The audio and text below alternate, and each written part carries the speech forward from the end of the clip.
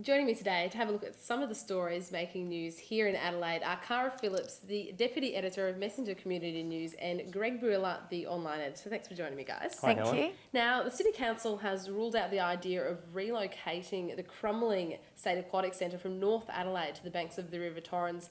But guys, it isn't really that black and white. They actually do think it's not a bad idea. That's right.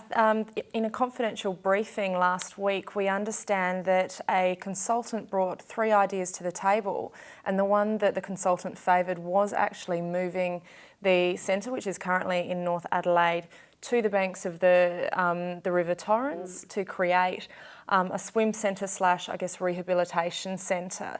It was something that councillors indicated they would like to explore further, that it was a viable option.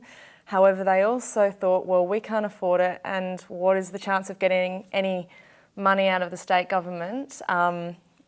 It is election time, but they have committed, 100 million to the centre at Marion. Yeah, well, and that's the main problem, I think, for the council is that they know they probably can't get more money out of the state government, which is already investing so heavily down at Marion. So it's stuck with this problem of what to do with the centre. As we said before, it's in need of repair. I think the roof is leaking. So the council's got a few options on the table. They need to, decide which way to go on this. They could spend, I think it's probably $2 or $3 million to fix the roof. That's one option. Another option could be closing it down. And as we said, the consultant has, put the option of moving it on the table. So it just remains to be seen which way they go. It's following that trend we've seen from the state government in some other infrastructure proposals around town, whether to rebuild the Adelaide Hospital or to move it onto a different site, whether to revamp the Adelaide Oval or to build a new... Yeah. And they've already put hundreds of millions of dollars in election promises down in the city there. So. Absolutely, and you'll see all the championship swimming move to the Marion Centre once that opens anyway. So there's that concern, well, how much will it be used? But you take it away and there's no real swim centres sort of in the city, in a city area, which would be a shame. Okay, we'll watch that one with interest. And moving on to a very concerning story, especially since the fire season are just getting worse and worse, and sparkler bombs, they've actually been used to ignite a few fires in the Adelaide Hills. That's right. The Sturt CFS says it knows of at least 2 fires. One was last December, another one in January, and they've put out the warning this week. They're concerned they'll see it happen again.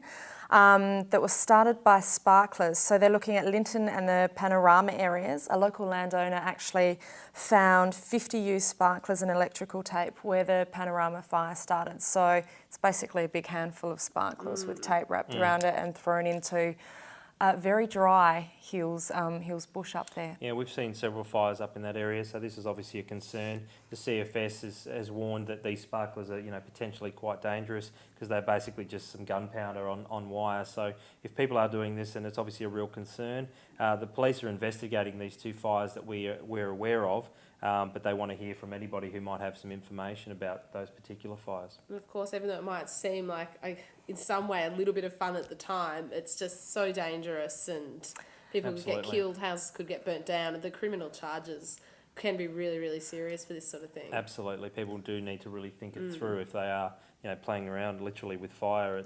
These things can quickly get out of hand and the consequences are just not worth it. Especially here in South Australia. And moving on to a very cute story, I like this one, speed dating for the elderly. Yes, it is a very cute story, and we're reporting in the Southern Times Messenger this week. Elderly southern suburbs residents are going to be trying to make friends against the clock in a kind of speed dating type scenario. It's a new activity at the Seaford Active Seniors Group. About 50 residents are taking part, and it's about trying to get them to sit down and meet a new person basically by asking them some questions. That's it. It's the Southern Primary Health Linking Southern Seniors Program. It's a mouthful.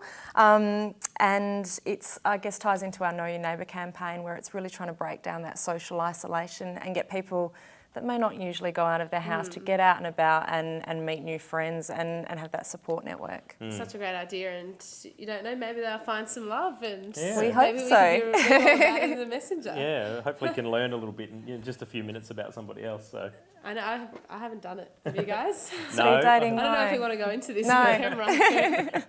No, not something I've explored. I haven't tried it either. Guys, thanks so much for your time. Thank Thanks, you. Helen.